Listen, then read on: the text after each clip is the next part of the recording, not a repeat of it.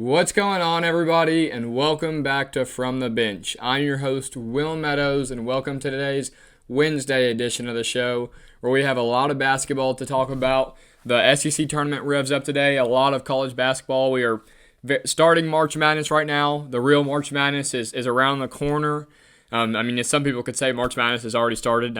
Tennessee fans have seen it already with the upsets like Ole Miss and then obviously the buzzer beaters like we had against Alabama. But the tournaments for conference play, obviously the lower level mid-majors have already happened. Some have already started. Some are already finished. Teams like Wofford and Lipscomb have already clinched their spot into the dance. But this is where the Power Four and the Power Fives conferences start. So I'm going to give my in-depth review on my predictions for the SEC tournament as real as they are. This being the Tennessee podcast, I can't just have them winning it every time or else I'd have no credibility. I'm just being honest. I hope that I'm so wrong, and I hope we go and win it, but that's what we're going to have today. We're also going to talk a little bit about the Vols win this past Saturday on Senior Day against the South Carolina Gamecocks. It was not the prettiest of wins, but it was a win nonetheless. But before we get into anything, make sure you guys are subscribed to the channel, leave a like on this video, and comment who you think is going to win the SEC championship this weekend ahead of Selection Sunday. And make sure you guys are followed to the socials. They are listed below. So this past Saturday, the Tennessee Volunteers got a win against the South Carolina Gamecocks. Like I said, it was not pretty at all, but, it works. It was Senior Day, like I said, which a lot of people are thinking it was old Rick Barnes' Senior Day too, his last game coaching for the Orange and White in Thompson-Boling Arena. We had 6 seniors. We had Zakai, Gainey, Chaz Lanier, Dubar, Milicic, and Grant Hurst. So Zakai definitely didn't have his best game as a Volunteer in his last game at Thompson-Boling. Had only 1 point that he scored very late. Was not good from the free throw line at all. Nobody really was. But he had 8 assists. Chaz Lanier led the way with 23 points, 3 steals, and 4 rebounds. Igor Milicic added 13 points, 5 rebounds, 2 assists. Cade Phillips had his best game statistically of the year, having 15 points and 4 rebounds. And Jordan Gainey added 10 points, 3 rebounds, and 6 assists. So a good day from the Vols on the stat sheet. It's good to see, especially ahead of March when a guy like Zakai doesn't have one of his best games, that the Vols are still able to get a win. And you like to see, obviously, Zakai and Chaz and them getting hot pre-March, but you like to be able to see, too, that if one of them's having a down game, we're going to be able to pick up the slack and not get knocked out by some Cinderella like we've seen in the past with teams like Loyola Chicago and Michigan, the Kennedy Chandler year. So it was a good game. I finally got to go to one. I've been to a few this year, but since my knee surgery, I have not been able to go to one. So me and my girlfriend got to go this past week. It was a good game, like I said. It's also kind of cool because I'm pretty sure this is the last year that before Thompson-Boling gets its renovations done. So also shout out to my girlfriend's little brother. He stayed after the game and got to meet a ton of the players, get a bunch of autographs and a lot of pictures. So cool for him. He's in middle school, so it was cool for him. And him and my girlfriend showed me that, his sister. So like I said, not the prettiest of games, but we're more worried about the pretty ones inside this bracket. As you can see, my handwriting is not good at all. I didn't label it the SEC Championship. I had it the Gauntlet Prediction because, as you know, if you watch this show every day, shout out to the people that do. The SEC is a gauntlet, and I call it that probably twice an episode. So I'm giving my in-depth prediction, going game by game on what I think is going to happen, unfortunately. Notice I had those blank because I'm going to fill it out as I go. I didn't want to show it and have all my picks spoiled, but let's just get right into it. The first game here at the bracket is the 16 seed South Carolina Gamecocks, which we just beat, versus the 9th seed Arkansas Razorbacks. The Arkansas social media team posted the old, they tried to bury us, but they couldn't put the nail in the coffin, blah, blah, blah. I think the nail's not in the coffin just yet. I'm not sure if they'll make the NCAA tournament. There's a lot of SEC teams on that bubble, such as Arkansas, Georgia a little bit, Oklahoma, Texas, Vanderbilt's probably in. So there's quite a few teams on that bubble. Really everybody has a chance outside of LSU and South Carolina. Everybody.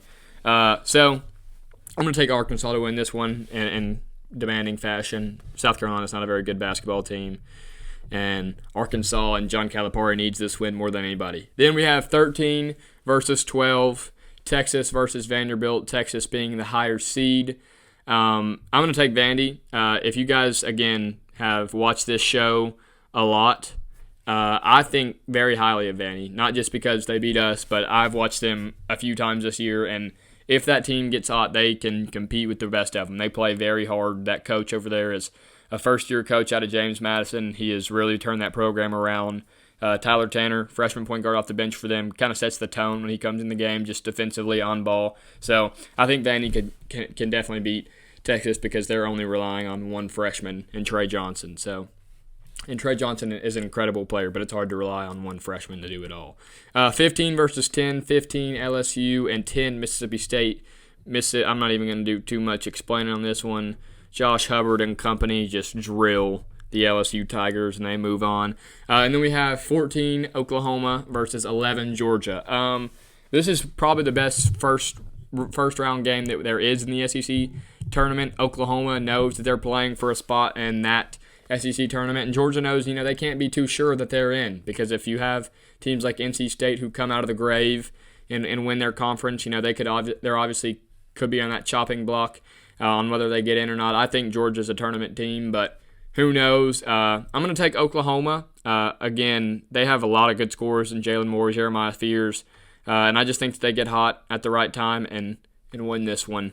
In a close one against the Georgia Bulldogs. Right then we go back up to the top, 9 versus 8, 9 Arkansas versus 8 Ole Miss. Part of me wants to take Arkansas, and I'm going to. Ole Miss is definitely the better team. Ole Miss is in the tournament regardless. Now, Ole Miss, their coaches even said it, like this is their time to try and start boosting up that seed a little bit. If you're the 8 seed Ole Miss, you can come out there and win the SEC tournament and maybe boost yourself to a 4 seed. I don't see it. 5 seed. I don't see it happening. I think Calipari squeezes another one out of that very athletic and long team, and the Arkansas Razorbacks get it done. Then Vanderbilt versus Texas A&M. Now this is another one I've been very tossy up on. I could go either way on this, but for the purposes of it being March, I'm going to take the 12 and take Vanderbilt to advance to the next time. Wade Taylor's getting hot at the right time. A&M's a good basketball team, but they have tendencies of being very sloppy at times. So I think this is a time where, it's obviously not going to end their season because A&M is more than in the tournament, but I think they could get sloppy here, and their scrappiness just can't get it against a team. Can't get a win against a team like Vanderbilt, and they take advantage and get the win over the Texas A&M Aggies. Then we go, and this is by the way, you have to factor this in to picking the games, in my opinion. It's very hard for a bottom seed team, about 9 through 16, to win it. One, not only because they're not near as good, but two, you're playing Wednesday, Thursday, Friday, Saturday, Sunday, if you do. We saw NC State, like I just said, just rise from the grave out of nowhere and just go electric, beating Duke and teams like that. So, it's hard to play especially in this conference. It is not easy to play 6 days in a row, so have to kind of factor that in, and that'll definitely start taking notice in these next few rounds, or next 3 rounds, I guess. Then we have 10 Mississippi State versus 7 Missouri. I think Caleb Grill, too good of a shooter. I think Missouri has too many scores. Mississippi State, they're liable to get hot. Josh Hubbard can shoot them in a basketball game, and Josh Hubbard can shoot them out of one. So it'll be interesting to see what Mississippi State does. I know a lot of people that are picking Mississippi State to win this game, but I'm going to take Missouri to move on and advance. The 7 seed Missouri Tigers, who have been very hot and cold this year. One game they look like the 2016 Warriors, and the next they look like this year's Pelicans. So it'll be interesting to see. I have Missouri. I say that a lot. I'm so sorry. I need to fix that. It'll be interesting to see. But I think Missouri gets the win over the Mississippi State Bulldogs. And then right here, 14 Oklahoma versus 6 Kentucky.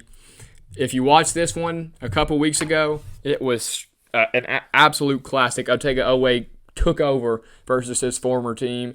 The Kentucky Wildcats played in Norman a couple weeks ago, and like I said, Otega Oweh is a transfer from Oklahoma, one of the better players, if not now that Jackson Robinson's hurt, he might be the best player on that Kentucky Wildcats roster, but he absolutely took over. It was a very, very close game. I'm going to take Kentucky to win it again, but I think it's going to be another close one. Like I said, I think that Oklahoma team is going to come out fighting. I think they're going to hit shots, but I think Kentucky's just too skilled and has guys like Lamont Butler coming back, and like I said, Otega Oweh. I just think that they don't match up for another 48 minutes against the Kentucky Wildcats. So now we're back up to the top 9, Arkansas versus number 1, Auburn. Auburn has lost 2 in a row as of late. Not normal for a 4-loss team, obviously.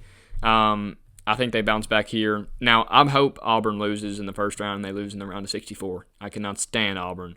But I do think Bruce Pearl has this team ready to bounce back after being sour, especially losing on to Texas A&M and then losing on a buzzer beater on their senior night on their home floor to their rival Alabama on a Mark Sears buzzer beater in overtime. So, which that game was incredible.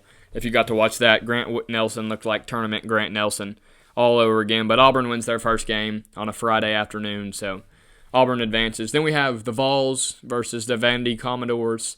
Not going to say too much about this one. I know Tennessee lost to Vanderbilt earlier in the year. All I tell myself, and I've said this on the show before, is if Chaz Lanier can get hot for 4 games, don't need him to get hot right now. I could care less if we lose our first game, if I'm being quite frankly honest.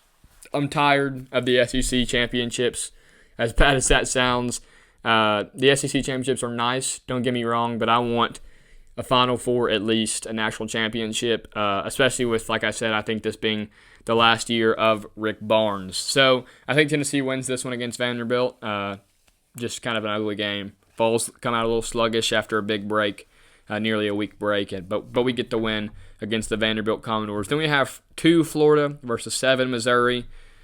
Boring, but I'm just going to take Florida. Florida's too good. Charlie Condone has been playing very good basketball lately. Obviously, Walter Clayton is one of the best guards in the country. They shoot the ball well. Elijah Martin has been very good for them. So I think Florida's outmatches Missouri. Now, don't get me wrong, Missouri can get hot. They've got scores. They shoot the ball very well. But I'm going to take Florida on this one. And then 6 Kentucky versus 3 Bama. I really want to take Kentucky. I don't like either of them, don't get me wrong. But just, like I said, the upset factor of not wanting to have the seeds 1, 2, 3, 4 in the Final Four of this. But I just don't see it happening. I think Mark Sears is just too experienced. This Alabama team is too experienced coming off of a Final Four run. And they advanced and beat a good Kentucky team, nonetheless, a Kentucky team that can get hot and start shooting the ball very well with Kobe Barea and company. But I'm going to take the Alabama Crimson Tide, especially after the way that they played with Mark Sears having a bad game and still beating Auburn. So, number 1, Auburn, 4, Tennessee. I'm just going to be quite frankly honest. I'm taking the Vols. I know I just gassed it up saying that I was going to be very realistic, and I made you guys think that I was going to put the Vols down. No. I know Rick Barnes is going to have this team ready to play. I know Zakai Ziegler is going to come out ready to play. And I've got the Vols getting a revenge game against the Auburn Tigers. They can't get the home whistle. They can't get Janai Broome and Chad Baker-Mazara just flailing on everybody, fouling the mess out of everybody. I wish Chad Baker-Mazara would try some crap against my Vols. Not that I would do a thing. I mean, that guy's 25 years old playing college basketball, 24 years old. And he would definitely beat me up. But I'm going to take the Vols. I don't really have a reason, but it's probably a homer pick, but I'm going to take the Vols. 2, Florida versus 3, Bama. Again, I just think there's so much tournament experience behind this Crimson Tide team. Florida lost in a heartbreaker last year in March Madness. If you guys don't remember that, they were a 7 seed. Walter Clayton went nuclear, especially there at the end, and they lost to a Colorado team that was very skilled with KJ Simpson, Cody Williams, Tristan Da Silva. So Florida's a force to be reckoned with in March. I think whoever is getting this 1 seed, obviously Duke's a 1 seed. I still think Auburn's a 1 seed, even if we were to beat them. And Houston is a 1 seed. But I think that last 1 seed is going to go to either us, Alabama, or Florida, whoever goes the farthest in the SEC tournament, in the Gauntlet tournament. But I take Bama here. Like I said, Grant Nelson's playing better. Chris Youngblood is coming off the bench playing well for them. And Nate Oates just has a deep team. LeBaron Philon is very, very good. Aiden Holloway and company. So Alabama's just got a very skilled roster. They're very experienced. They score a lot of points, and they're starting to learn how to play a little bit of defense, whether we like it or not. So I think it's going to be a very good game, Florida versus Alabama, but I'm going to take Bama. So in the championship of the SEC tournament, we have the 4th seed Tennessee Volunteers versus the 3rd seed Alabama Crimson Tide. And I'm sorry, this is where I have to end it here for Bama. No, I wish I was ending it for Bama.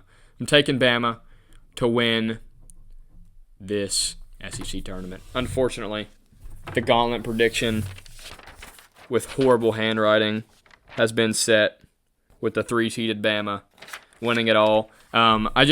Simple explanation. We all know what happened last time. I think those Alabama players are going to have a crazy chip on their shoulder. We know how they went out the last time with Jemai Meshack hitting that last second shot from Yucatan. I think Nate Oates is going to have those guys ready to play. I'm not that worried about it. I think we'll firmly be cemented as a 2 seed. But the problem, and I'll get more into this on Friday, and I'll talk a little bit more about it at the end of this show, which is coming soon. March Madness is just so loaded, man. There's so many teams that were maybe ranked high at the beginning of the year that underperformed a little bit. Marquette, UConn, Kansas, more specifically teams like UConn and Kansas. Marquette's still a good basketball team, going to be ranked maybe as a top 6 seed, 5 seed. But teams like UConn and Kansas, they were ranked that high for a reason. They have a lot of talent, underperformed this year, but still beat some good teams and can compete with good teams. So, if you're a 2 seed, and let's say you play the 7 seed in the second round, that 7 seed could be UConn, which is the defending back-to-back national champions. Obviously, it's not the same team, but they've got the championship pedigree. We know who Dan Hurley is, and that's a very talented team. Liam McNeely is one of the best freshmen in the country. I'm not saying we're going to go play at UConn, but I'm just saying there's a lot of 6 to 9 seeds that are very talented teams, and I think that makes March very dangerous. With that also saying, also going to say that outside of Duke, there's not really a surefire best team in the country or best teams in the country, like there usually is. I think Duke's definitely going to be the hot pick, and some people are going to be a little hesitant just because they're young. They're not young. They play 4 freshmen, but they also play a very experienced Sion James, a very experienced Caleb Foster's not a ton of experience, but he's got some experience. Tyrese Proctor is very experienced. They have experience on that roster. And Cooper Flagg, that's going to be the National Player of the Year, so sometimes you can make a little exception. Duke is probably going to be my pick, depending on how the bracket lays itself out. But I just think that there's a lot of room for slip up in March this year. So that's my SEC tournament predictions. One last time, I've got the SEC championship being the Vols versus the Alabama Crimson Tide, and Alabama Crimson Tide coming out and winning it. I hope that I'm wrong, and I hope we win it. And I hope we get that 1 seed for the first time in school history. But I don't see it necessarily happening. That's just about going to wrap it up for this episode. One thing I wanted to add, though, is next week I'm going on spring break with my buddies, so I will not have a Friday episode next week. I will have a Wednesday episode. Obviously, it's going to be pre-recorded because I'm going to record it before I leave for the beach. But it's just going to be like I'll just tell you what it's like now. It's going to be like a reviewing old Tennessee teams and how they did in March Madness and then comparing it to us. So that's going to be the basis of the video. That way I can get some content out, but I'm going to miss one day next week due to me being at the beach. We'll have an episode coming out this Friday. At that point, we'll know if the Vols are playing the Alabama Crimson, the Auburn Tigers or whoever they could be playing. It could be Calipari and the Razorbacks. So we'll see. Like I said, I'll have one episode out next week. March is here. The tournaments are starting. This is where it gets good, baby. I cannot wait to be at the beach watching March Madness next week. So I'm excited. Again, I hope I'm wrong, but I don't have the Vols winning this one. It's going to be I've said it before, the SEC tournament could be just as good as March Madness. Obviously, it's not near as big, but the room for slip-up is very small, and teams can get hot at the right time and go on and win this thing. So Bama's my pick, unfortunately. I love the Vols. I hope they win it, but Bama's my pick. But I think that's going to wrap it up for today's episode. Thank you guys for watching. Again, make sure you guys are subscribed to the channel and leave a like on this video. Thank you guys for watching, and go Vols.